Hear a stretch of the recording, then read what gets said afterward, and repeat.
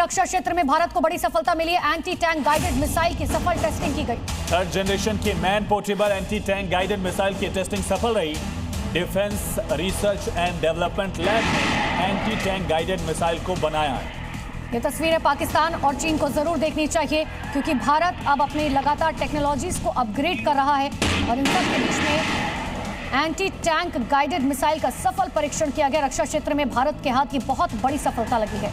तो new generation war के लिए बेहद कारगर। आप देख सकते हैं एंटी टैंक मिसाइल की सफल लॉन्चिंग किस तरह से टारगेट को पल भर में ये नेस्तनाबूद कर देती है।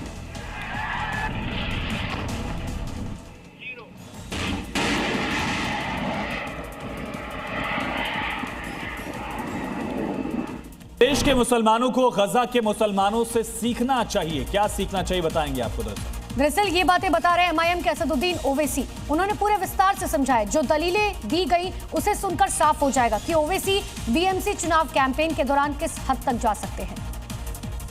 उनके खिलाफ मानते हैं, ऐसे कानून की हम तायीद नहीं कर सकते जो हमसे हमारी मस्जिद, दरगाह और खानकाह को छीनने का एक कानून बनाया गया। और बताओ, आपको नरेंद्र मोदी ने कानून इसलिए भी बनाया ताकि मुंबई में जो भारत का सबसे दौलतमंद आदमी है, जिसने अपना आलीशान वो कितना 15 स्टोरी बिल्डिंग बनाया, किस पे बनाया मालूम आपको? वो मुस्लिम यतीम खाने पर उसने अपना आलीशान घर बनाया। जो वैसी ब्रांड पॉलिटिक्स है, ये देश में मुस्लिम युवकों के दिमाग से खेलने का डर्टी गेम है। एआईएमआईएम के नेता असदुद्दीन ओवैसी मुसलमानों के बीच नफरत की नई स्क्रिप्ट पढ़ रहे हैं, सबक सिखा रहे हैं। गजा से सीख लेने, यानी उस हमास से सीख लेने की जिसने इजराइल में घुसकर यहूदियों का कत्लेआम किया। उस हमास से जो दुनिया के नक्शे पर कट्टरपंथ का नक्शा उकेरने की कोशिश करता है। ओवैसी यही नहीं रुके, मुस्लिम वोट बैंक पर टिकी अपनी सियासी रोटी सेकने के लिए 2 कदम और आगे बढ़े। समुदाय का उसको ना खाना मिल रहा है। मेल नरिश चिल्ड्रन सबसे ज्यादा कहां है बताओ? स्टंटेड चिल्ड्रन कहां पर है बताओ? वेस्टेड चिल्ड्रन कहां पर है सबसे ज्यादा भारत में? बताओ फिर इसका क्या होगा? तो मोदी जी बोलेंगे मॉब लिंचिंग करो,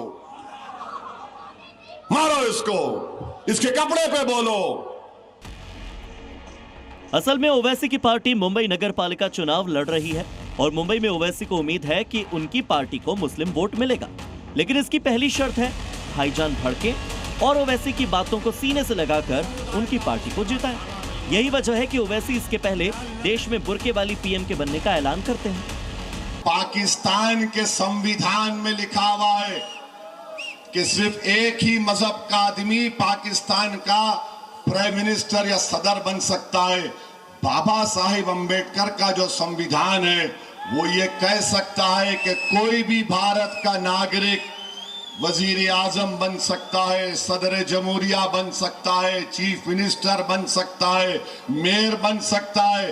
और असदुद्दीन ओवैसी का ख्वाब यह है कि एक दिन आएगा इस देश में इंशाअल्लाह ताला, शायद हम और आप नहीं रहेंगे।